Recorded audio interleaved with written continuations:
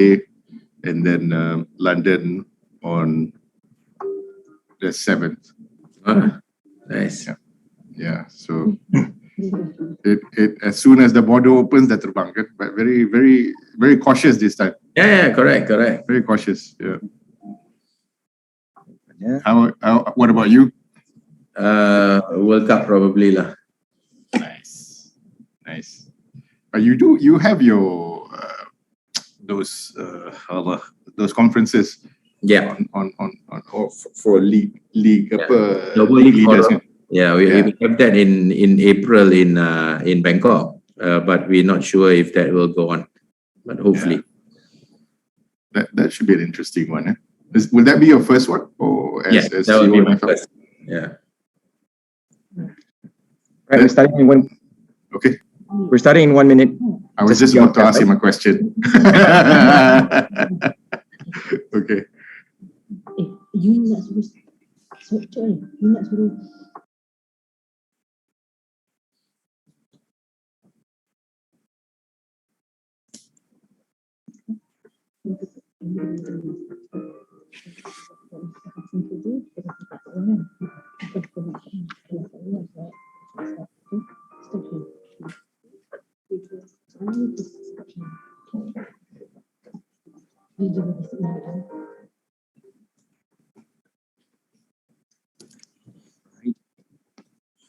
Any minute now.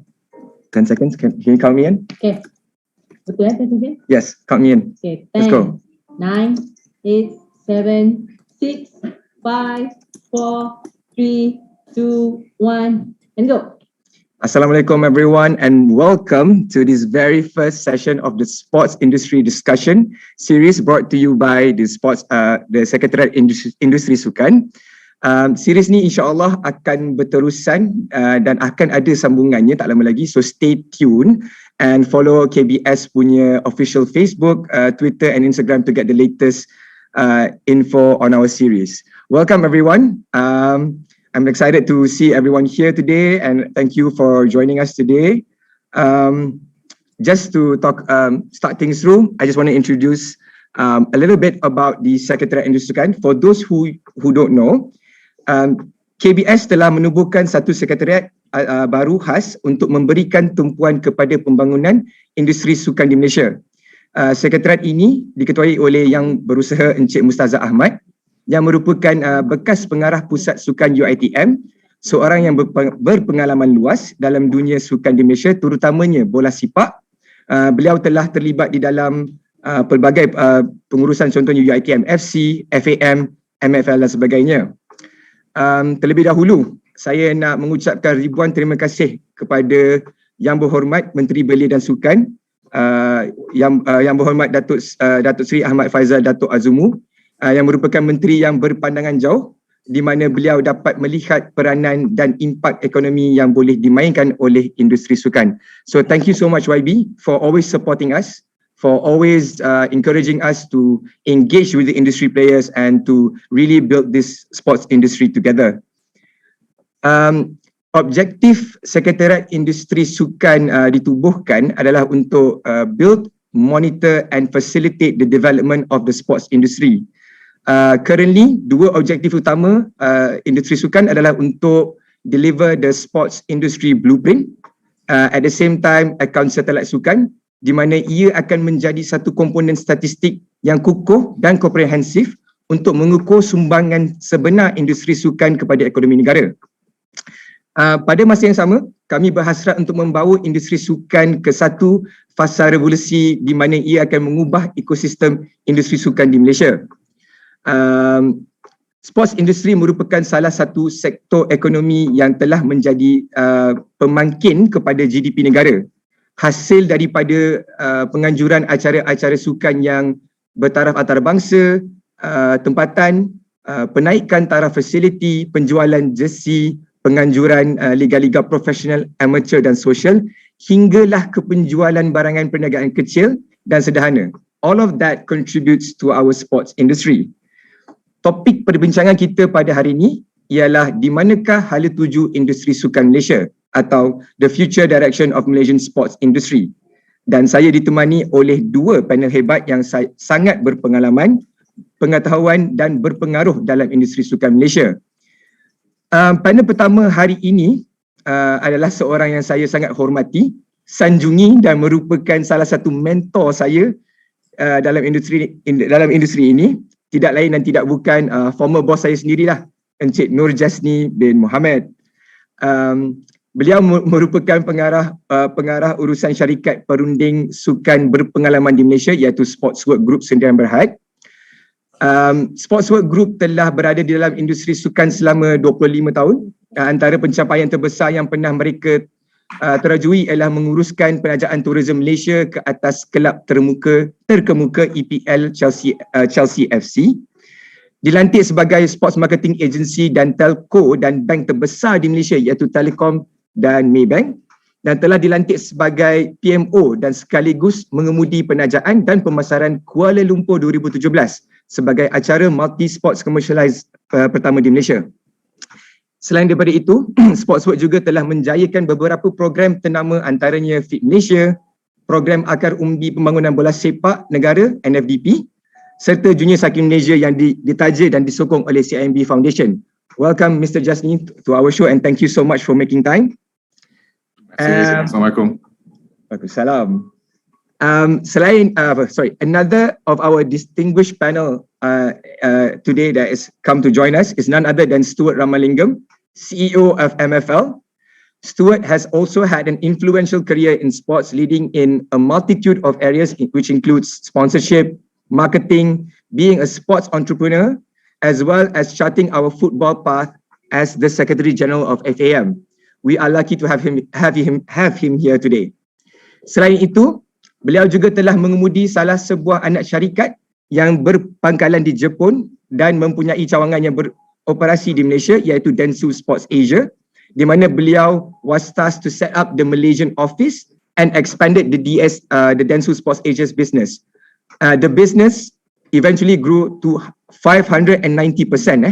That's how amazing Mr. Stuart is. And he also ventured into other stuff like athletes ambassadorship, athlete management, and athlete sponsorship, and so on. Welcome, Mr. Stuart. Thank you for having me. Yes. For those who don't know, I'm wearing this shirt especially because I met these two during my first ever taste of the sports industry, whereby I was working dalam sekretariat MASOC iaitu untuk Kuala Lumpur 2017. Mereka berdua ni merupakan mentor-mentor yang saya nampak bekerja every day, so I was lucky enough to see them and to have worked with them, and I hope you guys will enjoy today's session because again these two people are the people that I will look up to, and let's get into their brains today and see what do they feel about the sports industry. Now, without further ado, let's go to our very first question for today, which is a very simple question for you guys. How did you start in the sports industry and where did you guys develop the interest? I'll start off with Encik Jasni. Do you mind answering this question first? How much time do you have? A lot of time. I'll save you some time to try to make it short. I'm one of those who in the sports industry you'll see many kinds of people with different types of background, and not necessarily from just sports, in terms of sports science graduates or sports management graduates, but all kinds. I've even met a fashion marketing person in sport. So I think this is where Stuart will agree with me. At the end of the day, most people get involved in sport because of their interest in sport. Yeah, and not all of us can end up being elite athletes, but because of that interest, it still drives us to back into sport in some way. So I would say the first point is interest and passion. Interest and passion in a sense where it helped gravitate me towards sport ever since I was small. So you go through school. I went to graduated university. After I got my results, I was thinking, okay, so it's that point in time in life where it's both happy and also scary. Happy because you think, okay, that's the end of my academic career, academic path in life. Let's go into the real world now, which can be a bit scary because especially when you don't know what to do. So at that time, I just picked up a pen and paper and I started writing. I wrote what were my strengths, my characteristics, my weakness, and on the other side of the column, I wrote what were the type of industries and potential jobs that could match what my character and interests were. So then most of it came towards or gravitated towards sport. And that's when I started researching. This was back in 1993. Started researching what can I do in sport, aside from being an athlete, aside from being a coach, aside from being a medical doctor or a sports scientist in that sense. So I came across this company called IMG. It was at the time the biggest sports marketing firm in the world, founded by Mark McCormack, who is known as the father of sports marketing.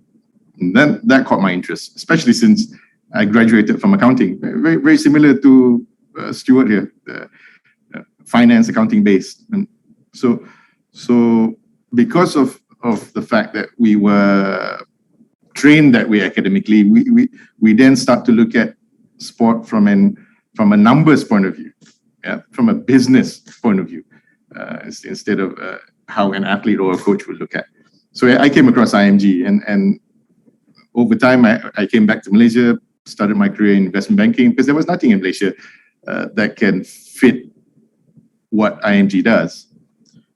Until I was roped into this company called Sports and Events Network. After close to 3 years building my career building my early career in investment banking, I switched to sport. So I joined this company called Sports and Events Network, where I had so many mentors. I had Zainal Abidin Raup, I had Shauki Kaha, I had Jasni Shafi'i. These were the broadcast legends, and they taught me all about television production. They taught me all about the front of the camera, behind the camera. They even threw me into the deep end and made me floor manager of, I think, the Anugerah Sukan Negara 1999 production. And that was when our Commonwealth Games athletes won their Anugerah Sukan Negara at the time. So it was very interesting. And then from there, because of the interest and passion, it got me further in and introduced me to a lot of people in the industry. I came across another one of my mentors called Izmi Ismail. He was one of the early people who started IMG in Malaysia, IMG Sport. So there was one day he called me out for lunch at the Mandarin Oriental, went out for lunch, told me Brett McCormack was going to be there. Brett McCormack is the son of Mark McCormack. We spent 3 hours just talking. On my way back, I got a phone call from Izmi and he said, "Would you be interested in joining IMG?" And I was like, okay. Little did I know that was actually an interview. I was actually interviewed by the son of the founder of IMG. And who could say no, right? Who could say no? So off I went and joined IMG. And I guess from there it went on and it progressed until I ended up developing your own company then. Oh, before that, working for other people. Which is important, learning the ropes and understanding what the industry is like. I think one of the best instances was actually managing the Dunhill account, and where the last 2 years of the Dunhill account. So that's where we got roped into Grey to as a sports marketing manager, as the lead handling the sports side or the sports marketing side of Dunhill. That was amazing. Brand recall. See, that's a brand recall. If good marketing happens, sampai sekarang, I was 7 years old. I was 5 years old when I watched that, the Dunhill punya Malaysia FM, and I still remember the music in my head. Daya Mutu Keunggulan. Yes, and good marketing, you'll remember it forever. Anyways, and this is the thing, Alif, that is very amazing marketing, which has created that brand recall for you and for us all, for a product that is bad for you. Exactly. For a product that our health minister is going to ban. Yeah. So you can see how amazing the sports marketing that Dunhill did back in those days. So then I started this company, Sportswork, over 20 years ago, and I think have not looked back, and met so many interesting individuals like Stuart. I mean, I think we're all like-minded and very passionate, and wanting to do a lot for not just Malaysia, not just the sport, but the region. Yeah. So basically, that's how I got into the industry. It's interest, passion, people, network, having a lot of knowledge you learn, having mentors, having the creativity, as well as the bravado, the balls. Yep. So this is talking about balls. Here's where I pass to Stuart. So were you always a numbers guy? I mean, like Jasni said, you coming from a financial background, like a stable industry. I mean, people would generally just assume, okay, I graduated accounting, finance. I want to stay here. I want to make good money. So, I mean, what made you go into sports? Okay, I think I didn't have such an organized life like Jasni, but definitely the passion is probably the life compass that brought me back here. I used to play, actually. I used to play football as a kid. I made it up to at least decent levels, and when I was young, I broke my leg. So because of an injury, I actually got off the field, right? And then in hindsight, today, it was probably the best day of my life. But then it was probably the worst. I was the worst student in school. I was the worst, in my grades, it's probably the worst, and it reset what I was going to do with myself. At that age, you are, indestructible, you're untouchable. And for you to break your leg at a young age and then just have this entire mental reset, I think it required adjustment, right? So education was never an option for me. It was always, I wanted to be a footballer, and a footballer, that's it. Right. So in hindsight, 25 or 20, 30 years after breaking my leg, I mean, today I'm still in football.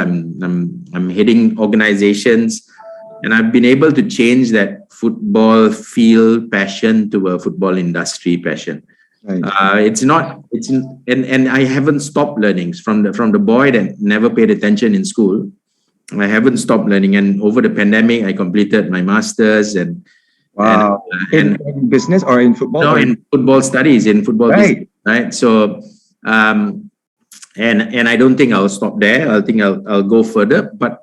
And then people ask me why, because at that time when I started, I was the general secretary of FAM, and when I completed, I was in MFL.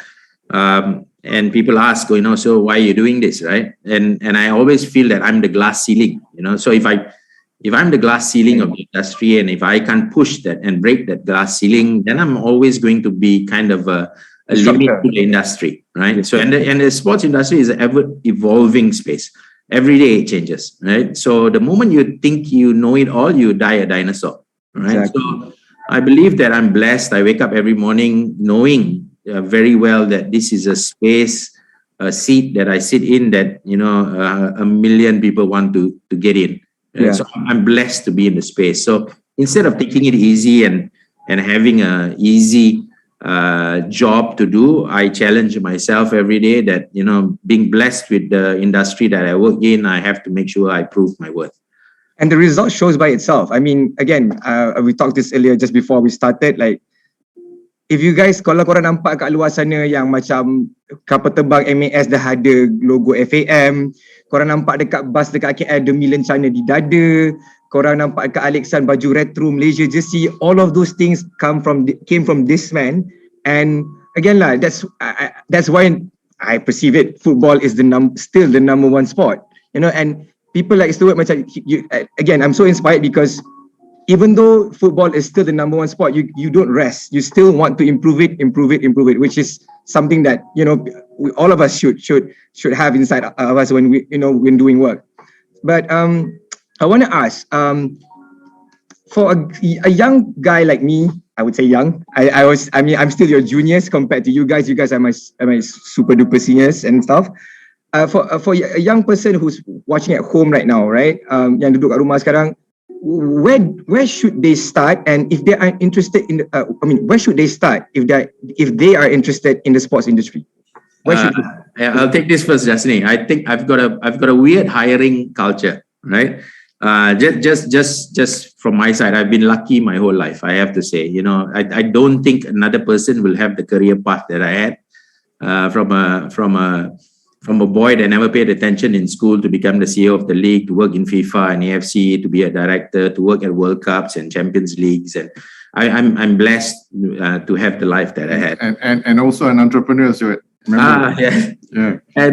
But the you had the Malaysia's first futsal FIFA approved court, right? Yes, you had the first one. That's when I first met Stuart a long time ago. Yeah, correct. Sports Unlimited. Oh, quite a while ago. Sports Unlimited. And one of the things that I do today, so I am where I am because individuals gave me an opportunity. Individuals that never owed me anything. I was a stranger to them. And when I was given the opportunity to work in football, in the way I work in football today, I always have this pay it forward mentality, right? So everyone that I've hired in Densu, in FAM, in now ongoing in MFL, we are interviewing a few people. I've hired because they messaged me on LinkedIn. Literally, I have no friends. I've never hired friends. I don't hire relatives. The people that needed that passion, they've messaged me, and you need to be brave. You need to be brave. There was a guy that approached me on a badminton court in a school and said that, Mr. Stuart, can you give me an opportunity? I would like to get into the sports industry. And that's all it took. He worked with me for 5 years after that. So I believe that getting into the sports industry is tough. It's a very, very finely thin bottleneck, but definitely with the right attitude, with the right passion, I think qualification is something that you can always sit for, but passion and attitude you can't get anywhere. So I believe reach out to people like us who are always looking for these industry changes. Right. To those who's watching, you can now start DMing Stuart's LinkedIn for any job interviews. Now, Jasni, please, can you please answer the question? What would you say to a younger version, youngsters who's watching this show, this session right now, and where can they start to join the sports industry? I definitely concur with what Stuart said just now about having mentors and meeting people. I think the first step is to meet and ask. You may not be the first person that you meet you're going to get a job from, but you need to know where are the opportunities, because the industry is big. I mean, I can tell you this from my own personal experience, where when you're growing up, you think sport is just being an athlete, Recording being a in coach, progress. and that's probably it. Yep. Yeah, we don't realize the television that we're watching sport on. There's so many other aspects behind the scenes that helps deliver the product. Yeah. But again, it depends. I mean, it will depend on the individual himself or herself as well, because they may find that they gravitate towards broadcasting. They may find they gravitate towards sponsorship or even marketing, management, and or even nowadays sports tech. You never know, but you have to start by like what Stuart was saying. You have to communicate. You have to talk. You have to find, and you have to learn. I think I want to add one more thing on what Stuart said. I think it's very important that we mention people like Dato' Kamal Harun. We mentioned from my side of the industry, Dato' Kamal Harun, Dato' Dina Rizal, Ping Lun, Albert Anthony. These are the people from my side of the industry, which is the commercial side and sponsorship. I actually stand on their shoulders today. If it weren't for them, there's no sports marketing as we see it today, even though it's not as mature as I like it to be. But there's no sports marketing. These are the names and legends in the industry, as to me, as legendary as people like Muqtadari, people like Sochin An and the likes. Yeah, people who off the field, who work tirelessly to ensure that the sport receives its sponsorship, receives its commercial side of things, and it works. So I think for people like Stuart and I, we are now standing on their shoulders, and rightly said, Stuart, about pay it forward. It's for us now to give back and identify. And I also 100% agree with what Stuart said. Don't really look at what qualification they have. It's the drive. You want to see the drive and the passion, because no matter how smart you are, and I've seen a few, and I'm sure all of you out there have seen a few, if you don't have that drive and passion, you'll give up on the first hurdle. And this industry is not easy. It's not easy because you're doing two things at once. Number one, it's not a mature industry. It's still nascent. It's still growing. Yeah. Number two, we are at a stage where there's a lot of differences in opinion between the old school and the new school. Right. And for people who have new ideas, it is very challenging. Right. It is very challenging. So to sum up, get out there, ask questions, meet people, start from whoever in the industry. Start from you go into Alexan and talk to the sales rep, the sales rep in Alexan. Start talking to him about how he got the job and where it goes from here. And you never know. You never know where it leads to. Well, I'm just sharing my experience. I was lucky enough. I was a barista before I was hired by Encik Jasni. So I totally understand what you said, that I wasn't the brightest as well, but somebody gave me the opportunity. And when the sports industry or sports marketing bug bit me, I couldn't get out of it. It was just so it was so rewarding. It was so exhilarating and exciting at the same time. And perfect. It's to move on into our next topic, which is we're going to discuss about the sports industry in Malaysia today. So, question to both of you, and you can start. Where are we in the sports industry today? Like, and comparing ourselves to other Southeast Asian countries, is the sports industry in Malaysia today actually growing globally and locally? That's why I want to find out from you guys. What do you guys think? Jasni, you take it first, Jasni. All right. Yeah. Firstly, I think when you talk about growing, you can see all sorts of data globally, not necessarily in Malaysia, globally about how big the industry is. And you come across data that says up to even 500 million, 700 million. There's even one by Plunkett that says it's 1 trillion, which is to me debatable. But I think a lot of that data is hidden inside other industries. People who play sport gets an injury, they go to the hospital. That data is not captured in the sports industry. It goes into the health industry. Yeah.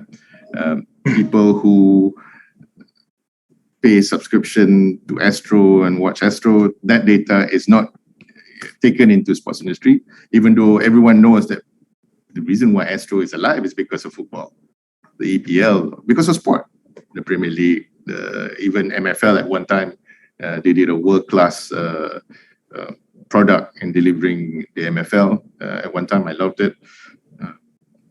So there are many areas in sport, in terms of figures, that should add up and see the value of sport. So because of the fact that Malaysia doesn't have any, and when we look at what it is out there, you can see that the growth trend of sport growing at a CAGR of about between 8 to 15%, depending every year. The only dip we had was during COVID. Yeah.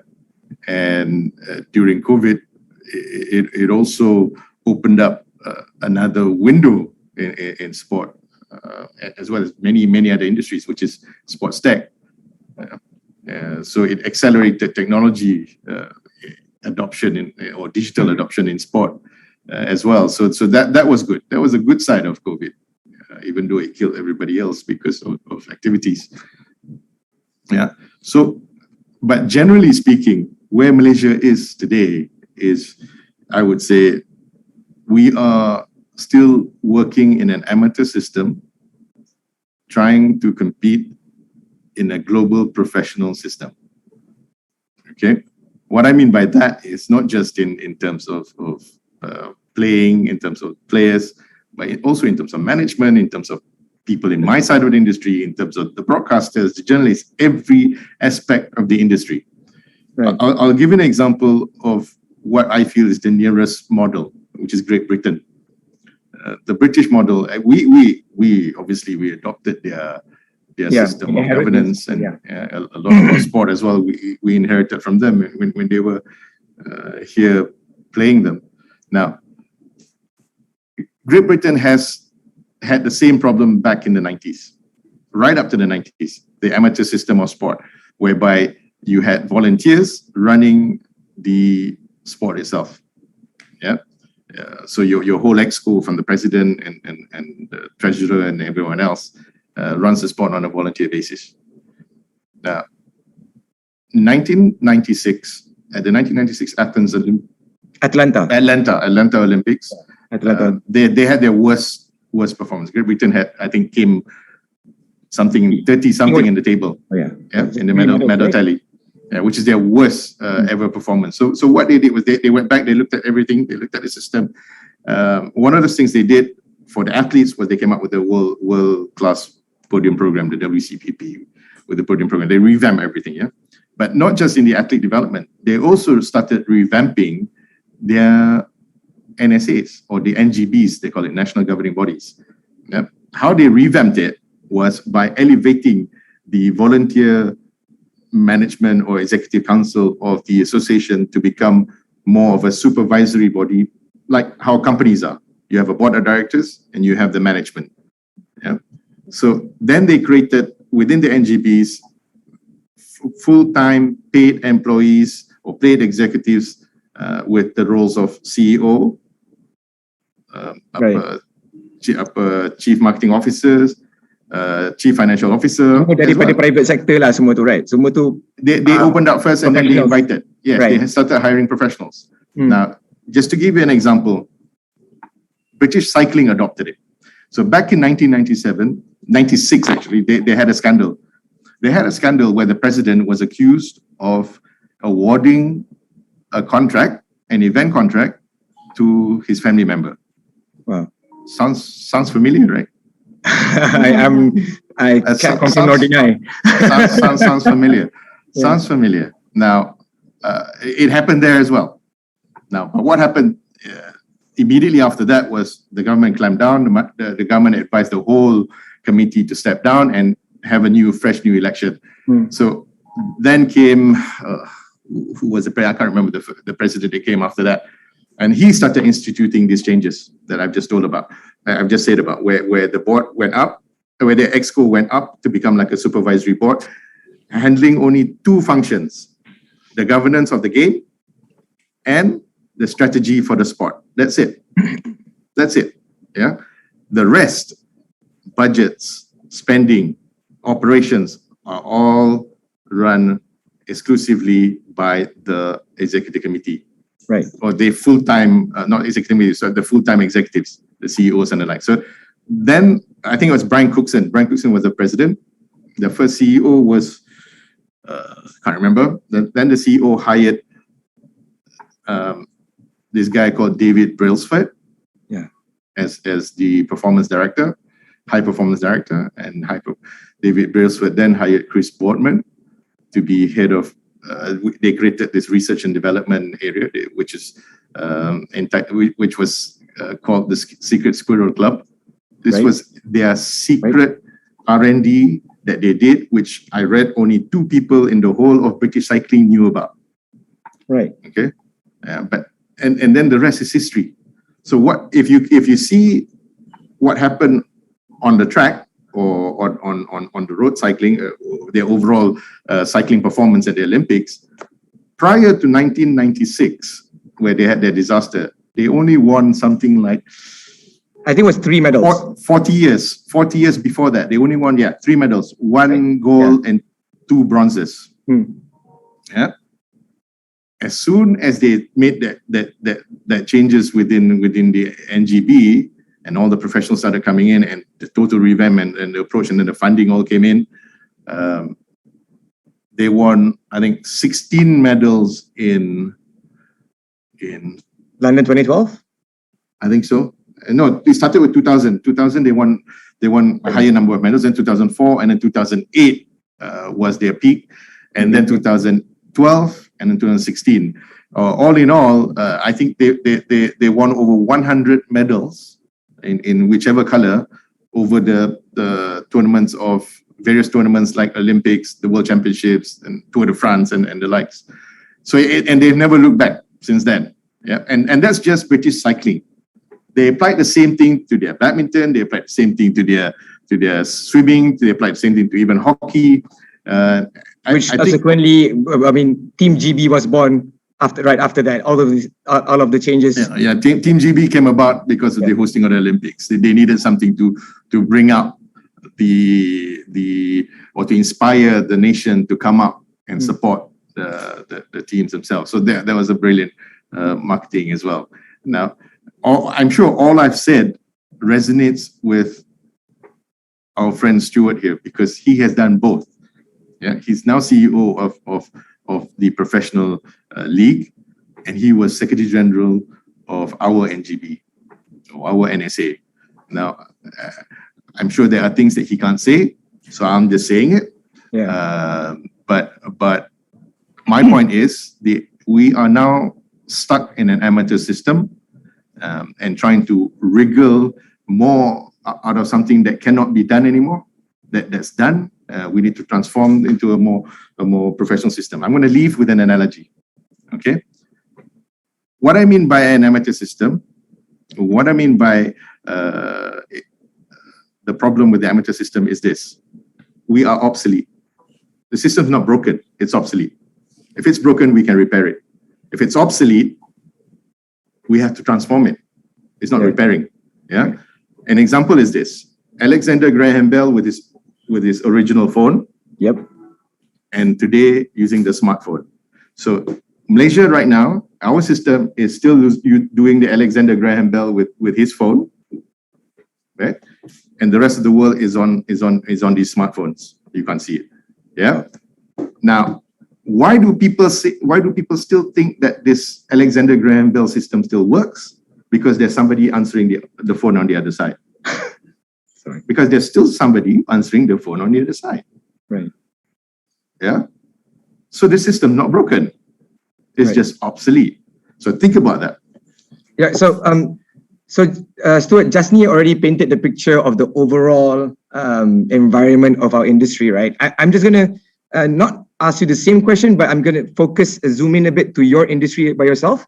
How about football? What is your vision of our football industry, and how is our football industry right now, and compared to before you came in and right after you came in? Because honestly, Stuart, we saw a massive jump after you guys came in. After you were the Secretary General, the marketing was brilliant, and everything was just great. So I just want to ask you, what is your vision of the football industry? And after hearing Jasni talk about changing the environment, the ecosystem within the sports association by itself, how do you do that actually? And yeah. So. Thanks, Alef. The reason I passed the ball to Jasni first, because I knew he was going to be global. I'm and I can narrow it down now to a more micro perspective now.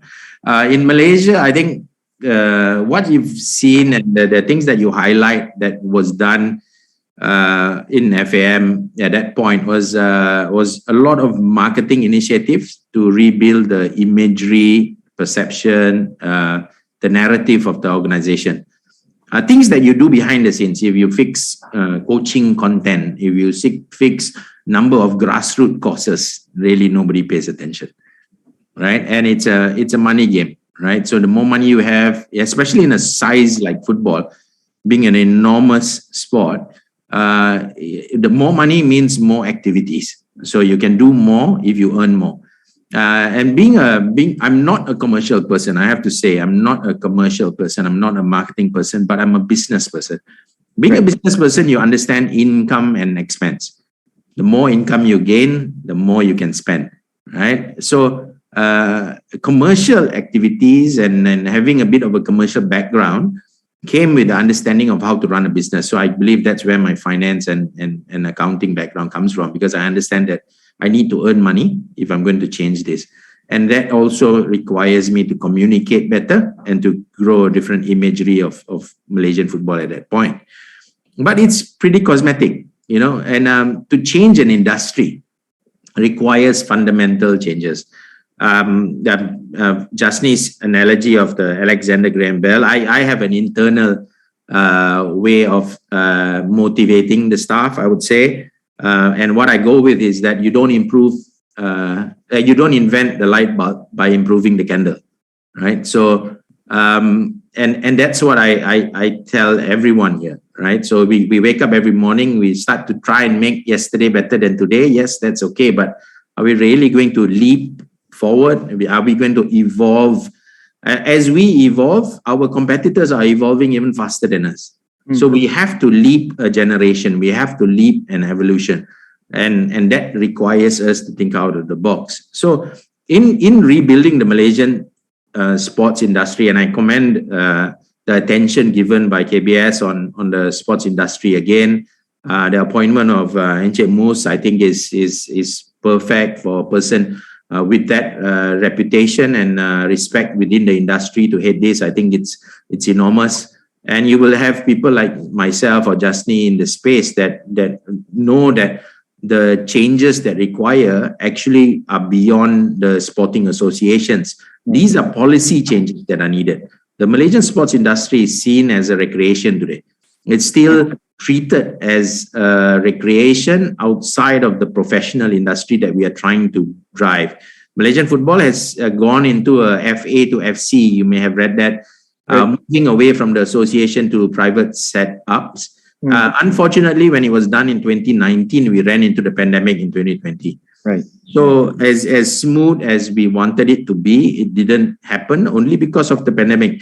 But nevertheless, there were a lot of positives that that we could look at. Obviously, there were some setbacks, but with everything that faced the pandemic, there's going to be a bit of good and bad. So, but nevertheless, we are at that junction already, the junction of privatization of professional sport.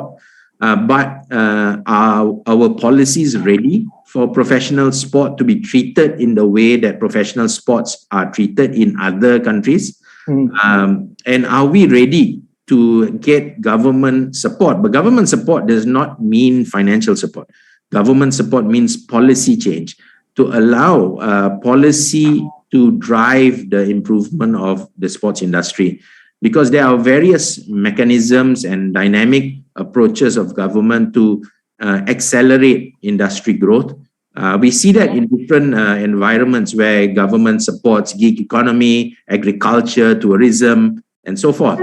But sports is seen very much as a participatory engagement. Yeah? So a feel good kind of factor instead of a business approach, right? I mean, I think that's generally the point of view that everybody has about sports in Malaysia. Correct. So I believe me being at the top of the pyramid, right? Yeah. Malaysian sports does not stand strong if the top of the pyramid is solid. The foundation needs to be. And the foundation comes with governance, with policy change, and with leadership. So I believe that this forum is a start of that change, because sessions like this only can bring thought leaders to drive that industry change that's needed fundamentally. Thanks. Right. Okay. I received a question from one of our in our chat section. I'm just going to ask it my own way. So, like, being involved in the sports industry for the past 20, 25 years, 30 years, on your own insights and your own real life experiences, right? do you see the prospects of having a career in sports industry? Because dekat chat ni orang tanya, how do I continue my pathway up until KBS, right? And I think the question was, he's coming from he's a sports graduate, so yeah, so he doesn't. I'm not saying that he doesn't see his pathway, but yeah, I mean, I think that's the most general concern that people have. The younger audiences have about entering the sports industry, because we don't see the pathway of our careers and where would that lead us to. So just wanted to ask, like, do we have a specific pathway, and would it be risky for people like us, like the younger generation nowadays, to enter the sports industry in Malaysia today?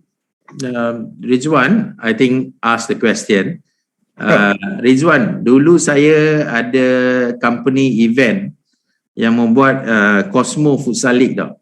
Sebelum saya jadi CEO kat sini ke Setiausaha Agung dekat FM, saya dulu event kecil, line futsal tu saya yang tarik tape, saya yang buat sendiri. Court futsal yang Encik Jasni katakan tadi, saya jual 100 plus belakang kaunter lah. So dalam pergerakan ke dalam industri sukan ni, bukan langkah yang kita boleh katakan you do A will lead to B, will lead to C, lead to D. I never imagined myself working in FIFA for 6 years, right? It was by chance, the approach, but you had to put yourself out there to be recognized, there is no guarantees in the pathway that we take. I thought I was going to be a footballer, but breaking a leg, getting my first job in the airline, going back to studying and wanting to do sports management, but ended up doing accounting and finance because I realized that, numbers make sense to me before it didn't.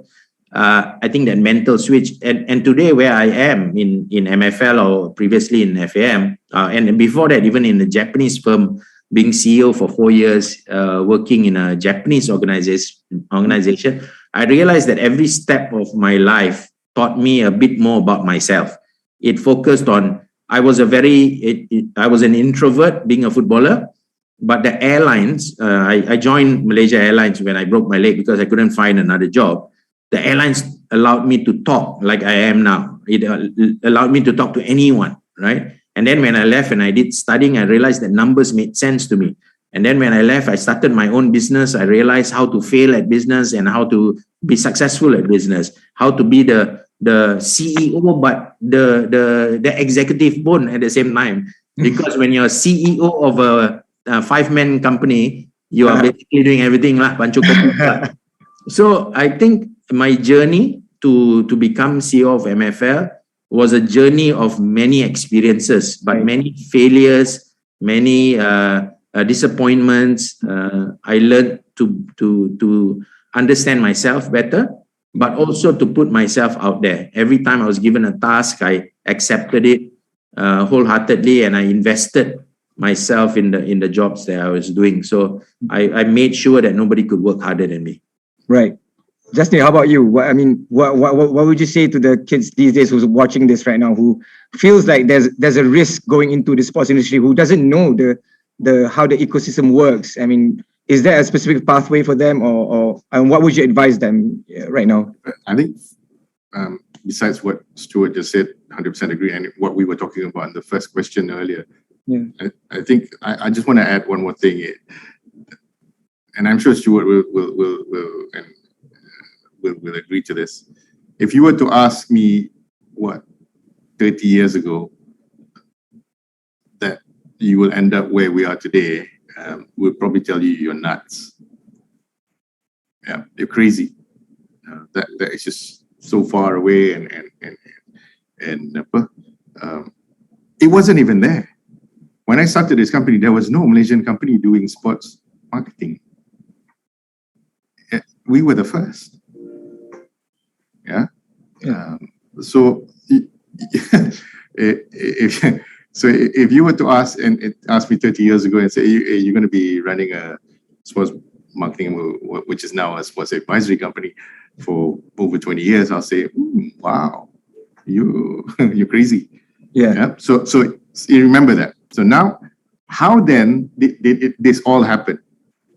It's everything that what Stuart said. It's the hard work. It's the inner look at yourself, the self-improvement all the time, continuously, until now, until today. Self-improvement, learning from everyone else, putting yourself out there, make yourself be seen and known by the potential mentors out there. They are looking. They are looking to train people as well. They are looking to build pay back. Yeah. To pay back because someone helped them as well. Yeah. Right. And they're also looking to continue the legacy somewhat. Yeah. So it is through that will you then find your own place, because I can't tell Rizwan sekarang Rizwan buat ni lah pemasaran sukan sekarang. Agaknya dia tak suka. Kan? He may not like it. He might prefer what Stuart was doing at FAM, sports management side. Yeah. Yeah. So or you ask him become what like Richard Wee, a sports lawyer. He may not like it either. Or maybe he might like sports law. So, kita tak tahu. Kita takkan tahu tanpa kita cuba. Tanpa kita keluar, jumpa seberapa ramai orang kita boleh jumpa, tanya soalan, even experience it, the work, and then only then will you know. Right. Tadi ada orang tanya soalan pasal Zijat. Do we answer that later on? Because I mean, it's up to you guys. It's up to you guys. I mean, it's it's within the realm of discussion of the sports industry. If you guys want to take any questions in the chats, feel free to do so at any time you guys want. So somebody's raising his hand as well. Okay. Let me just dismiss. Right, we're gonna pick one question from the Q&A. Selamat petang. Boleh pergi. Good afternoon. Sorry, what was the Zija question just now? It's under answered now. I said I'll answer it. Oh, right. Okay. Yeah, I think already answered. Yeah. Okay, I'm just gonna move on. Well, I haven't answered. I said I'll answer it now. Basically on live, if you don't mind. Sure. So very short answer. In a sense, that's exactly the situation. Another example of what I meant by amateur system trying to work in a professional system. The Zija BAM issue was no one at fault issue. No one is to be faulted issue.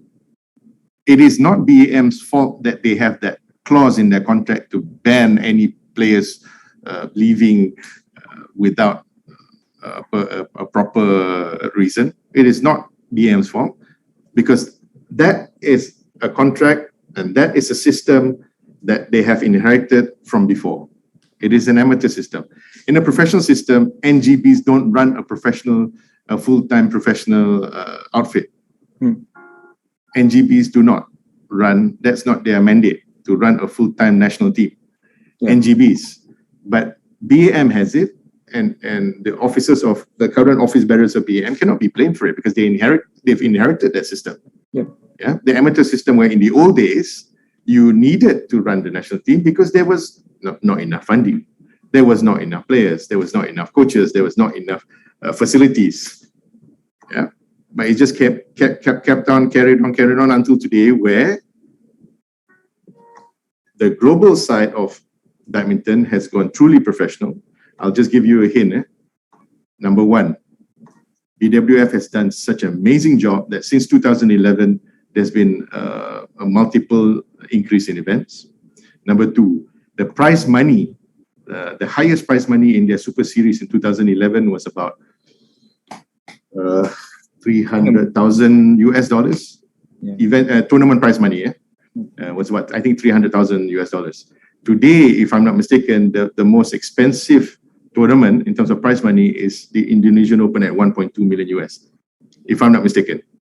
The Super Series, the 1000 series, right? Yeah. The one day. I mean, I think there's a. But there's the Super Series now. It used to be called the Super Series Final, the Masters Final in 2011. That prize money total was at $500,000 in 2011. Today, they've changed the name, but a similar tournament today, the prize money is 1.5 million US dollars. And a singles player winning that Super Series final today gets, I think, about just over 100,000 US dollars. Okay, so if you're a player like Zija, Zija and BAM is stuck in this amateur professional conundrum. Yeah, Zija can definitely earn more money playing outside. Yep. And learn to control and manage himself. Whether it's better or not, it's not a question that I'm going to answer. I'm not an expert in that area of sport, but I'm just saying from a point of view of where we have an issue today.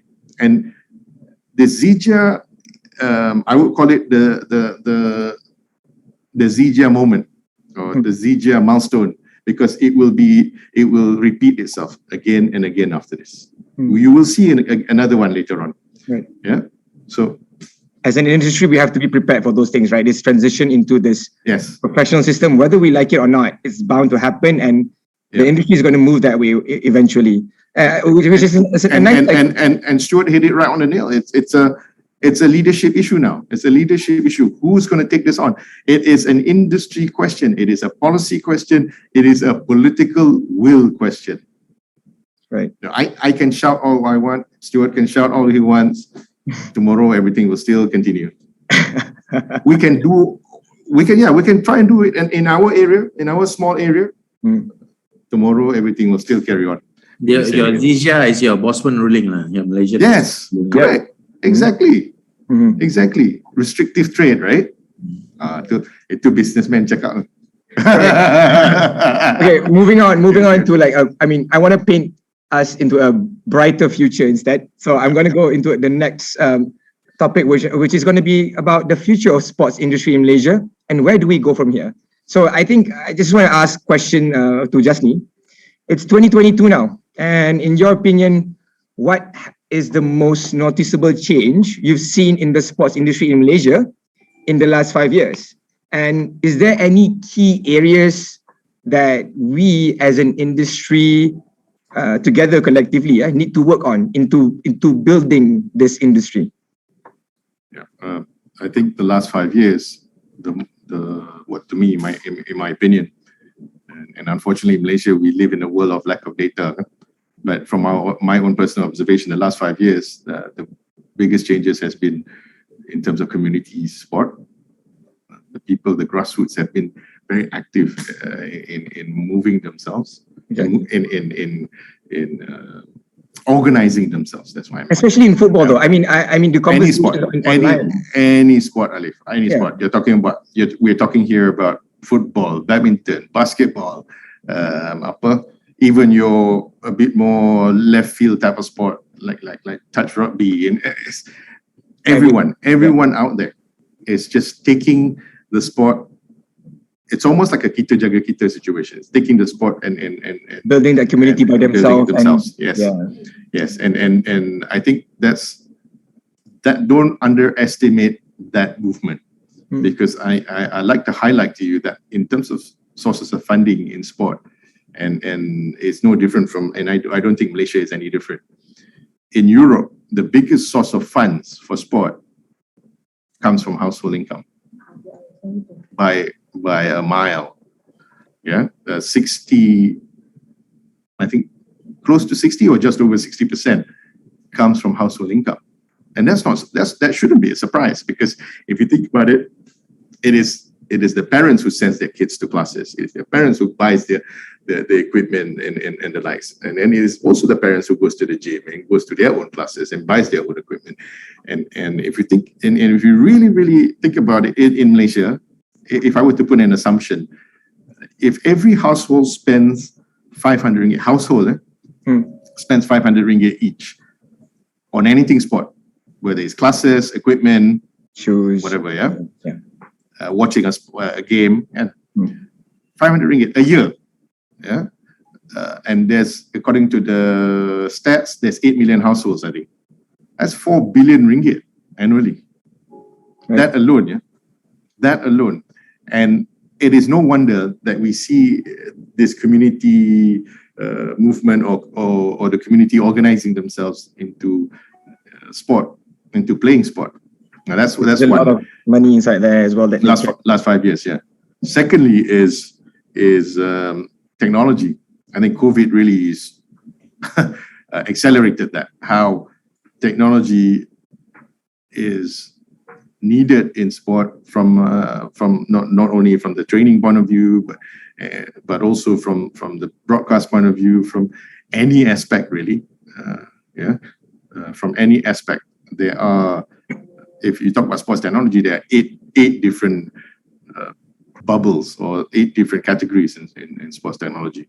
So that's another aspect I see the last 5 years. The third one is women's sport. I think another one that shouldn't be underestimated: inclusivity, accessibility. I think there's more willingness from both sides, the girls and the women themselves coming into sport, as well as the less resistance from whoever has been resisting. And I think Astro itself has been also fundamental in this. I think it's brilliant that what they're doing with the NSL, National Super League Netball. I think that's amazing. But that is me stereotyping. I shouldn't be stereotyping. I'm talking about women in sport across the board. Yeah, Yep. Football, rugby, hockey, futsal, golf, everything. Everything. So that's the third aspect that I see. The fourth aspect is athlete activism. I think athletes are beginning to voice up, right, on various things. Yeah, not just on mental health, not just on safe sport, Yes. but also on their own financial independence, which I think is brilliant. I think it is good because then everyone has to take stock. Everyone has to go back to the table and relook at and adjust positively. Okay, so those are the aspects that I see. Right. Sorry. Moving forward. Sorry. Sir. You asked me about moving forward. Moving forward, where I see that Malaysia needs to improve on are 3 things, 3 umbrella or pillars, I would say. One is structure. And structure includes governance. Structure includes transparency. Structure includes the club system. Structure includes more professional leagues. Structure includes grassroots sport. Structure includes look at the private sector of sport. Every aspect of the structure really needs to be relooked at and grown. Number 2 is the commercialization side. Yeah. Every aspect of commercialization, not just from sponsorship, from licensing, merchandising, from now NFTs, from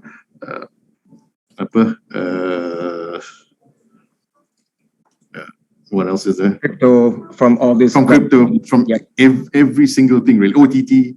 Yeah, OTT. We've got to be prepared for all of that. And I know Stuart is looking at that at MFL, and he did a great job with FAM, doing the licensing, merchandising deals, doing the various sponsorship deals, doing not just sponsorship basically. You're going away and creating other avenues, on the commercial side. Number 3 is science, technology, innovation, and entrepreneurship. I think we can't get away from these 3 pillars. Okay, that's it. Sorry, guys. Okay, wait, I mean, just going off what Jasni said as well, I'm going to read a statement out loud, and I would like to get your view on this, right? So, the future of sports will probably look very different from today's sports industry. With the rise of technology to keep up with this pace of technological advancements, such as virtual reality, augmented reality, and other new technologies, will enhance the sports viewing experience for fans. Using sports instrument which help in reducing the possibilities of injuries and predicting future injuries in the next performance of athletes and so on. Do you agree with this statement? And how and what are your plans to bring MFL moving forward, knowing all the changes is happening all around us right now? And can we expect anything from MFL in the near future? Just like how last time we saw the partnership of iFlix and the bringing the OTT, the direct to consumer to watch football just by their phones. What can we expect from MFL? No, I think a relevant question to touch on a bit on what the last question was. I'm very positive of the industry. I think we are at a position of change and evolution, but the evolution will require everything that you've just mentioned is a technology base. So I give you as an example, right? We do not have stable Wi-Fi in stadiums, right? So to get a phone call in a stadium during a match, impossible. Yes. Right? So how are we going to implement all the technology that you just mentioned, right? So the evolution of the industry requires holistic change, holistic involvement, which means infrastructure, which means stadium owners, which means everything. So it's a multi-facet approach of evolution that's needed. But it's also, are we ready to pay for this? Because this doesn't come free. Cost of it is expensive, right? So are other fans, other viewers ready to pay for content, for subscription, for the original jersey, for the original scarf, to pay more to enter the stadium that is more comfortable, has connectivity, more seat comforts and so on. And I believe that's how you say, we got to look in the mirror and realize, are we ready for such big words, such big evolution jumps? If you go to matches overseas, you will pay by the hundreds of ringgits for a ticket. And then when we go into the stadium, we realize, oh, everything is there, right? But you've realized how much more you've paid compared to the price of a ticket in Malaysia. So are we ready? Are we ready as a community? Are we ready as fans? Are we ready as society to accept this evolution? Because when the stadium is not owned by me, not the fans, not a club, are we able to put in augmented reality, 360 cameras, sell virtual seats for when we are still so far away from that? Realistically, fundamental policy changes, as I mentioned earlier, that sets the tone, the fundamentals of where we're going to take this industry. But I believe that we need to keep the content relevant.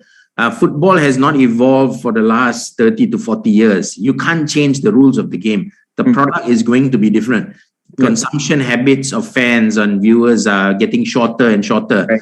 And the distraction and the availability of various forms of sport and content is always going to be a competitor to us. So we have to digitize, we have to become relevant, right? So, but a lot of the ecosystem required for that delivery is not within the football organization. So hopefully over time we will get there, but it will require a society change. All right, I'm just going to take one question from our chats, which is, I think it's a very nice question. It's about sponsorship. Both of you guys in your area. So from Hafiz, Salam. Most sponsors go for able sports and very few comes forward to para sports. I mean, FWD is the most recently who's done this. Can Mr. Stuart and Jasni suggest strategies for para sports associations to get big sponsors too? Guys, can we help these? Can we typing the answer already? Hafiza, on my side, it's a tough one because I'm not sure how the para associations or para sports are approaching partnerships. Right? So I give you as an example, MFL today is 96% higher revenue compared to last season. Right? So we've increased our revenue with not changing the product. The product is the same. Liga Malaysia, as we know it, Liga Super, Liga Premier, Malaysia Cup, FA Cup is sold differently this year. That's it. The product is the same. So we're basically selling the same house for more money. But how we've sold it is actually a bit different. So we become a lot more strategy based. When we meet partners, we're talking about how we can try and use Malaysian football to sell more product for them. We understand their business mechanics. Today, partners and sponsors don't look at sports as a charity. So if the para associations can also start to not look at themselves as charity, start to bring themselves to the commercial front, understand what it means to the to the commercial space, and to work. Obviously, there's so much goodwill. There's so much goodwill, and there's so much positive messaging with partnership with para associations and para sports. But I believe maybe the evolution is how we go to market, and that has evolved tremendously. And I've seen that in my space in FAM before, with Densu before, and now with MFL. We need to start speaking the lingo of the commercial brands. We can't go to the market. Saya cakap ayam, you cakap itik. We don't understand. The sports associations like us and sports organizations, we have to start speaking corporate commercial lingo. So I'm happy to work closely with a para association that needs help in terms of that evolution. We are going through that. We are not there yet. We're definitely not far from perfect. But definitely the change of learning the lingo in the marketplace is important. Jasni, how about you? Okay, the exactly what Stuart was saying, that is more on the activation side and how to read the mind of sponsors or say that what the sponsors want. I think the other part that Fiza, Assalamualaikum salam, that what you need to know is sponsorship is not about the platform. It's not about para, it's not about MFL, it's not about bola sepak, it's not about badminton. It is actually about the target market.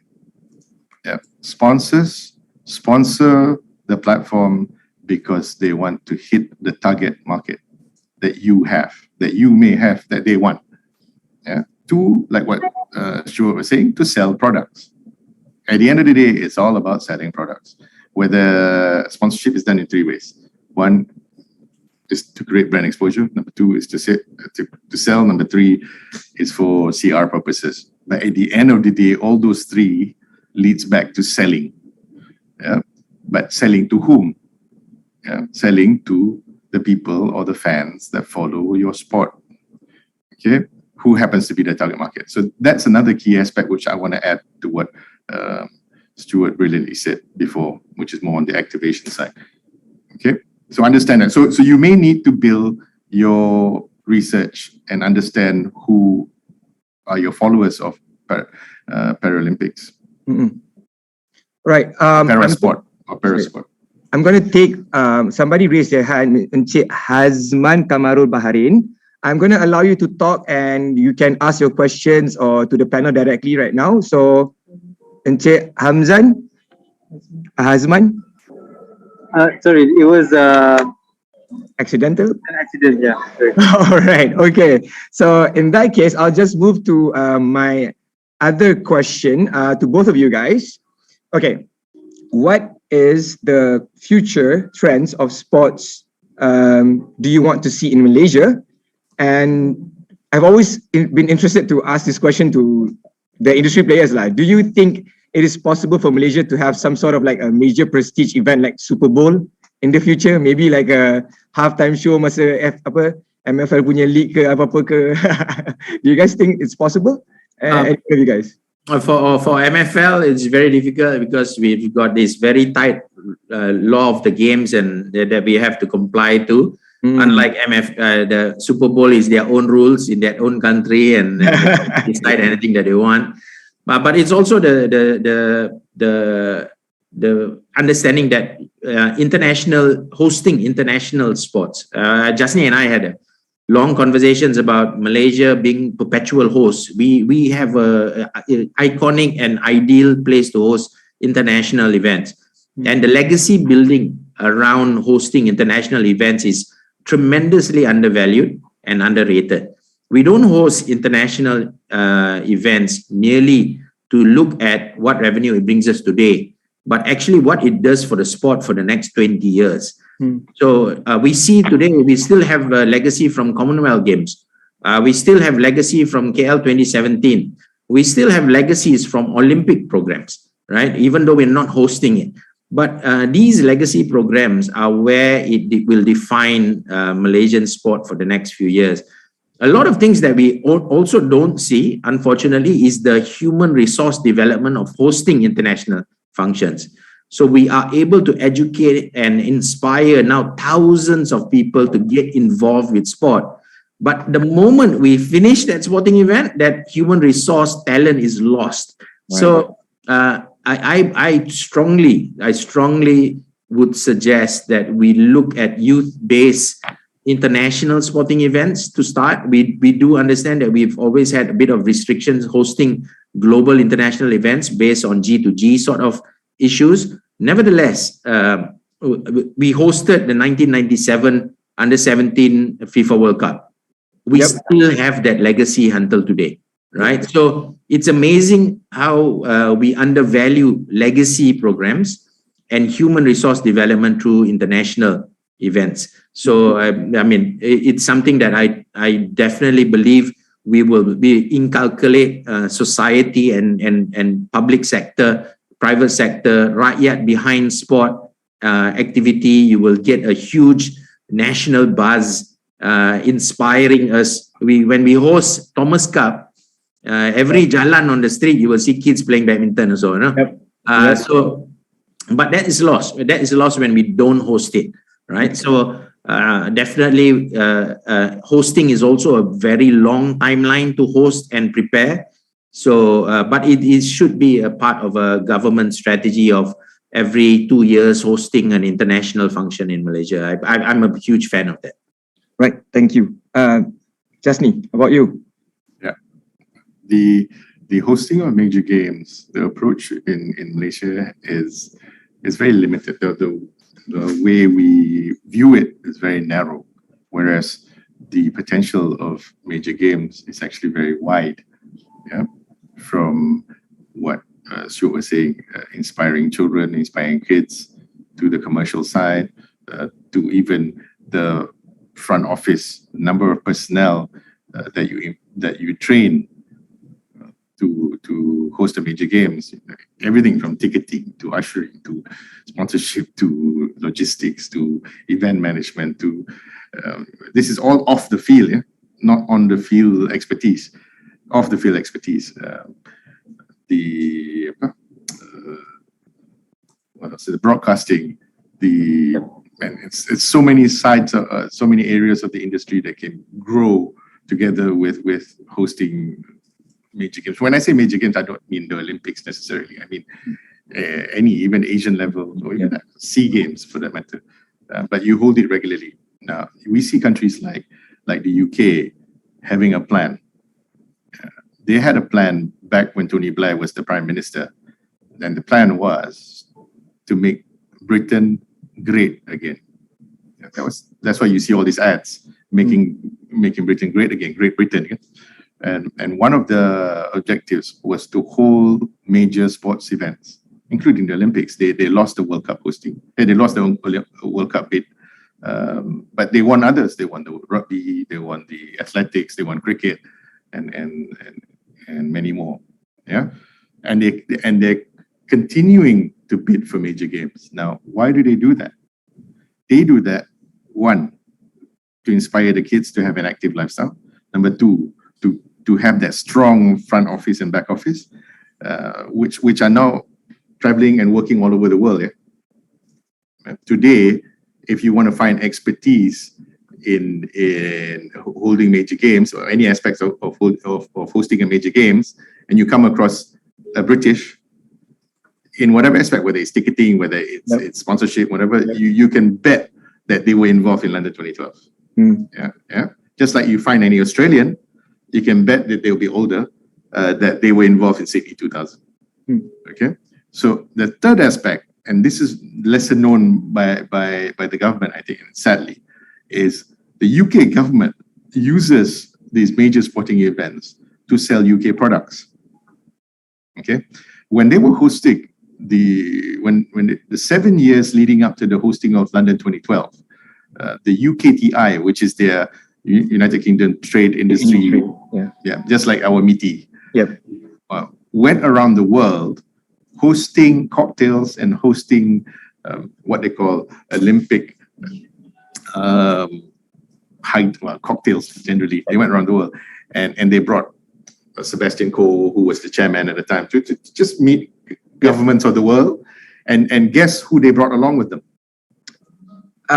David Beckham or Prince Charles? Either or. No, British businesses. Oh, businesses, sorry. Yeah. Do you know that they came to Malaysia? They came to Malaysia when we were about to build the MRT and about to open the tender for the MRT. So they came, and I knew about this because of the links we had with the British High Com. And SEPCO came to Malaysia. They invited Najib, but I think Dato' Mustafa Mohamad at the time who was the MITI minister at the time. And it was supposed to be a cocktail for the Olympics with SEPCO, but who was there? Balfour and BT was there. I can't remember who the others were, but they were gunning to get a piece of the MRT project. Yeah. So if you think about it, yes, on one hand, it costs billions to host the Olympics or major games, but if you know how to leverage on it, the returns can come many times and manifold, not directly but also indirectly. I mean, trying to say like the economic impact of it is, yes. And your question about can we host a Super Bowl? I'm going to answer it from a different point of view. Can we host something like the Super Bowl? Can a Malaysian sport or can the Malaysia Cup final? I think Stuart answered it already. Maybe the Malaysian Open badminton or whatever. Can we host something to the effect of the commercial success of the Super Bowl? Answer is yes. Answer is yes, but it needs all the aspects, like what Stuart was saying, to be put in place first. Yeah, it can't be like the Super Bowl of today wasn't like it was 30 years ago, 40 years ago. Yeah, or heck, 20 years ago even. The commercialization of it in that level, in that aspect. So what we see today, it doesn't mean that we can transplant it into the Malaysian environment and hope that it becomes a success immediately. It's a long process. Yeah, it's a long process, but definitely answer is yes. I think I can put another example. I think a lot of people always tell us in terms of when we go to forums and governments and everything, when they talk about building a developmental pathway, everybody always mentions create another NCAA. But little that people know that the NCAA is a totally well-oiled system that took years and years and years to build. And again, like you said, having the capacity to support that system. I think that's where we are having the lacking here in Malaysia. So hence why sometimes it's hard to replicate the systems. So I understand what you're saying, that we shouldn't just bring a commercial property like Super Bowl here into Malaysia or try to replicate it, rather than try to build another property of our own here in Malaysia and maximizing the capacity that we have is what I'm trying to say. Now, all right, let's just move on to a lighter note. This is a quick fire question round. So I'm gonna let my so basically people at home, korang yang tengah tengok sekarang, kita orang tak nak bincang sukan ni terlalu banyak sangat sampai kita orang pecah otak. So kita akan use a very a lighter note to try to ask our guests some questions and to see what their opinions are. So let's just start off. Nak tunjuk korang macam mana how this thing would start. Hold on, give me a second. Sorry, technical issues. Right. So to start things off, so the GOATs, like Ronaldo or Messi. Stuart, Jasni? Ronaldo. Jasni? Ronaldo. All right, that's easy for you guys. So, okay, let's go to another one. Another GOAT. Tyson or Ali? Ali. Tyson. Oh, okay. So why Tyson though? I mean, why Tyson, Stuart? I wasn't watching boxing when Ali was boxing. I saw the fire in the eyes, obviously the craziness in the eyes of Tyson as well. But when I was growing up, Tyson was still the Tyson of old. All right, boss. Why? Jasni, why Ali? Because he moved a generation. Wow, that's a deep answer. Yeah. You guys should watch he's- documentaries about this. He inspired many. I mean, I obviously I'm younger than Stuart, so I wasn't around either. So, but I've read a lot of books about Ali, Right. and seen a lot of his documentaries and the like. Okay. So it's that generation thing, that game changer. It's amazing. Right. He brought with him not just boxing, but it transcended. It had social messages, it had causes, it had amazing. Right. So, favorite sports tune. You guys goes to very many events. So, Ella Standing in the Eyes of the World or Faizal Tahir Gumuro?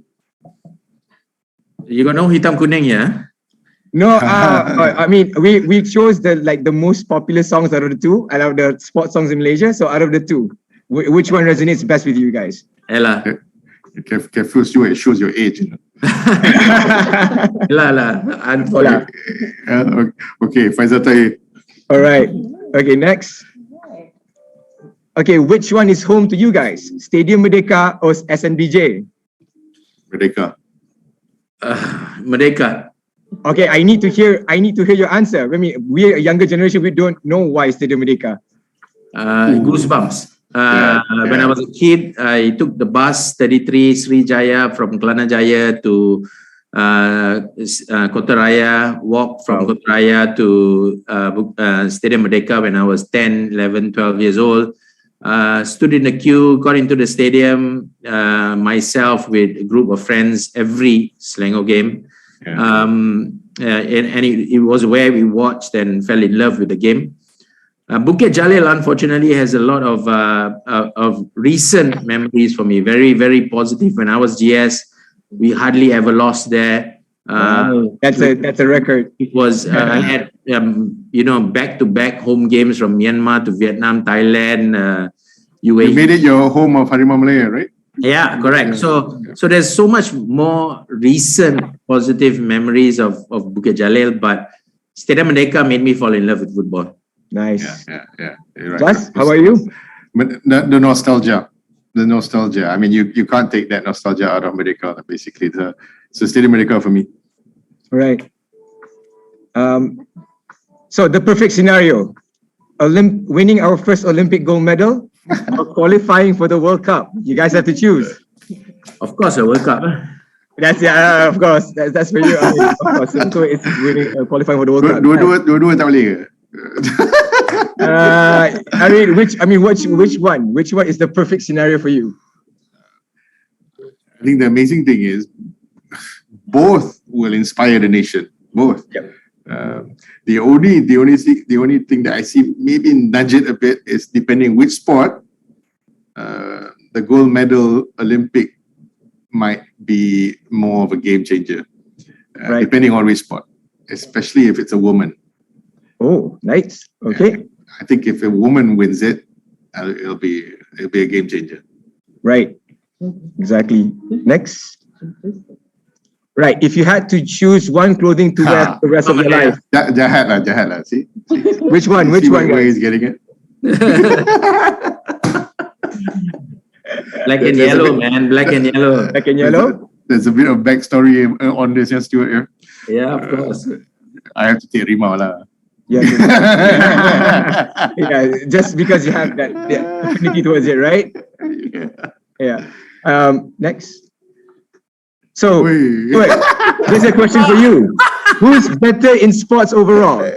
Stuart Ramalingam or Kevin Ramalingam? I have to say, Kevin I have Ramalingam to, met Snoop Dogg. So, my God, I have to screenshot this. So it is true. In terms of overall sportsman, yeah. My brother was definitely much better than me, right? Really, yeah? I want to say football. everything, Stuart, Football. from like marketing, from playing, from working. Who's the better? You know. The problem is he's always been my elder brother. So I am who I am today because of the things that I've learned from him. So Yeah, I can't say I'm any better, nor can I say I'm any worse. But I think has always been an inspiration. Very, very good answer. Well boss, said. Well said. Well yeah, said. I mean, you probably know these two, and I mean, you probably worked with these two before.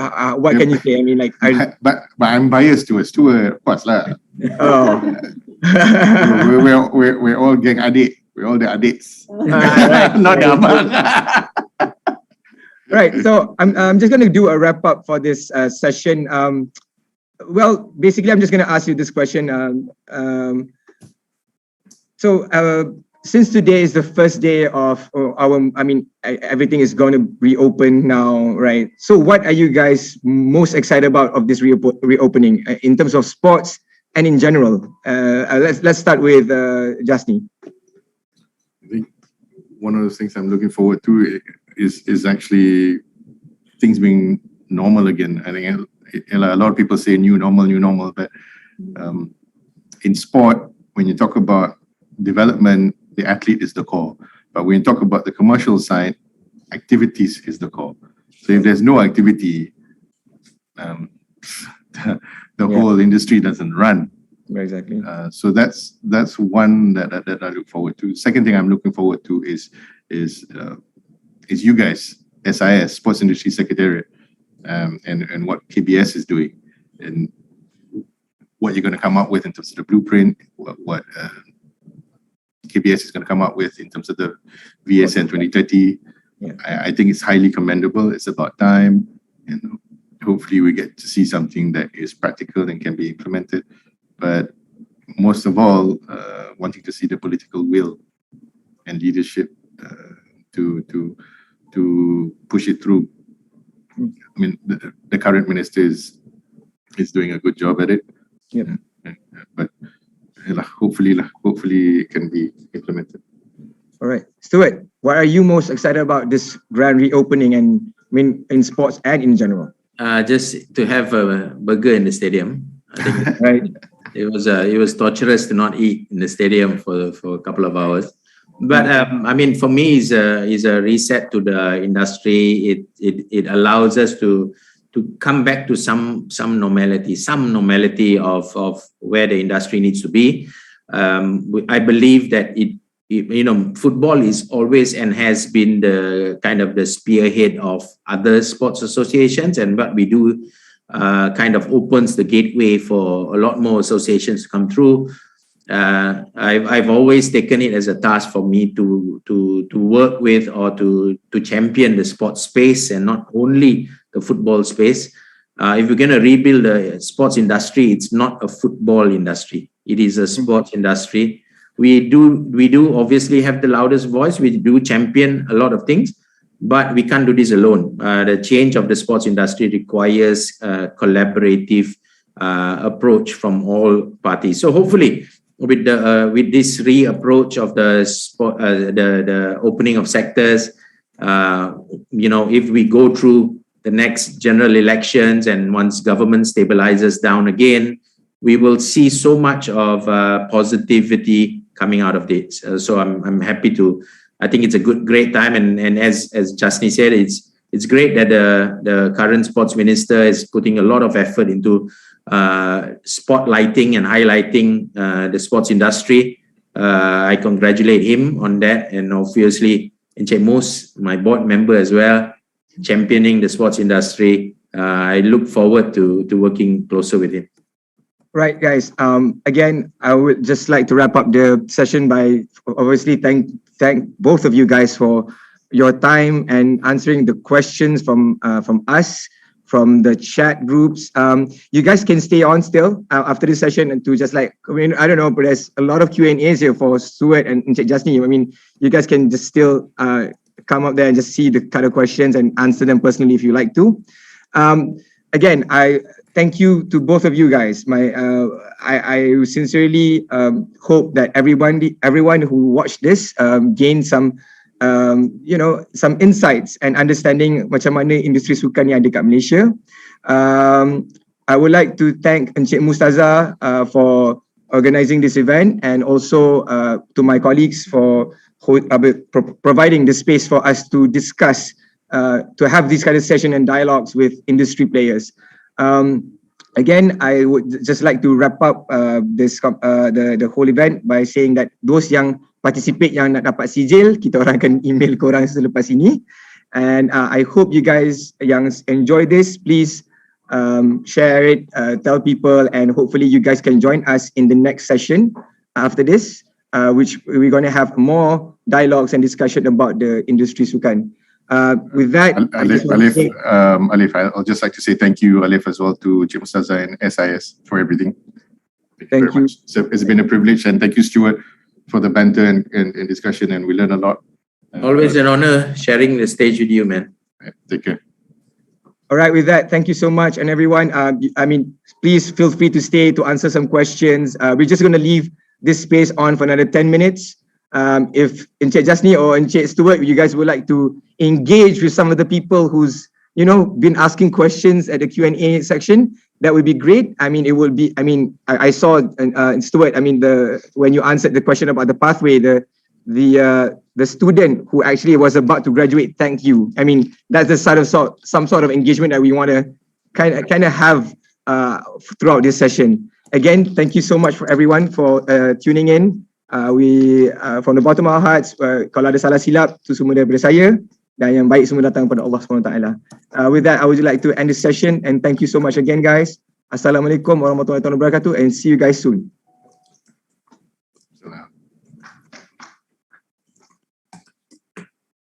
Thanks, everybody. I got to run. Thanks again, Alif. Excellent job. If this was your first time, you sound like a veteran. We'll catch up again soon. Thank you very much. Thank you so much, Stuart. Jasni. Thanks, everybody. Thank you so much. Thank you. Bye. Bye.